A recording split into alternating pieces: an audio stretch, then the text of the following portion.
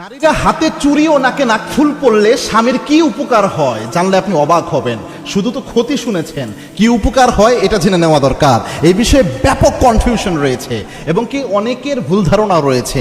যেমন গ্রামগঞ্জে দেখবেন অনেক মেয়েরা হয়তো হাতে চুড়ি পরে না বা নাকে নাকফুল পরলে সমস্যা ফেস করে, হাজব্যান্ডের কোনো আপত্তি নাই, কিন্তু আশেপাশে মহিলারা বলে তোমার স্বামীর তো হায়াত কমে যাবে, এরকম কথাবার্তা কিন্তু বলে। তো এই ধরনের কথা যদি কেউ বলে, পরে আসতেছে উপকারের কথা, আগে শুনুন, এই ধরনের কথা যদি কেউ বলে, যদি স্বামীর আপত্তি না থাকে, তাদের একটা গুনাহ কিন্তু মারাত্মকভাবে হয়। আল্লাহর হাবিব সাল্লাল্লাহু আলাইহি ওয়াসাল্লাম জানিয়েছেন আত-তিয়ারাতু শিরক, এরকম কুলক্ষণ সুলক্ষণে যারা বিশ্বাস করে এই সব কিছু শিরকের অন্তর্ভুক্ত। আর আল্লাহ রাব্বুল আলামিন নিজে জানিয়েছেন ইন্নাল্লাহা লা ইয়াগফিরু আন ইউশরাক বিহি ওয়া ইয়াগফিরু মা দুনা যালিকা লিমান ইয়াশা।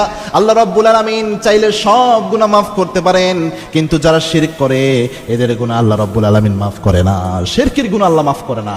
এজন্য যারা এরকম কথা বলে যে হায়াত কমে যাবে স্বামীর, রিজিকে বরকত কমে যাবে হাতে চুরি নাকে নাকফুল না পড়লে, এই কথার সাথে সাথে ওই ব্যক্তির আমলনামায় শিরকের গুনাহ উঠে যায়, যে গুনাহ আল্লাহ সহজে মাফ করে না তওবা ছাড়া। এজন্য মারাত্মক বিষয়, এরকম কথা বলবেন না। এখন কি উপকার হয় দেখেন, কোনো হাজবেন্ড যদি পছন্দ করে তার স্ত্রী নাকে নাকফুল পরবে, হাতে চুড়ি পরবে, এটাই তার পছন্দ, হ্যাঁ, এই ক্ষেত্রে যদি স্ত্রীরা হাতে চুড়ি এবং নাকে নাকফুল করে স্বামীকে সন্তুষ্ট করার জন্য, স্বামী যেহেতু পছন্দ করে, তাহলে যে স্বামী স্ত্রীর দিকে তাকায়, তাকানোর সাথে সাথে তার চোখের সগরে গুনাহ মাফ হয়। আর স্ত্রী যে নাকে নাকফুল পরে যতবার স্বামী তাকায় এইভাবে এবং সন্তুষ্ট হয়, প্রত্যেক তাকানোতে আল্লাহ রাব্বুল আলামিন স্ত্রীর আমল নামায় সওয়াব তুলে দেয়। সুবহানাল্লাহ।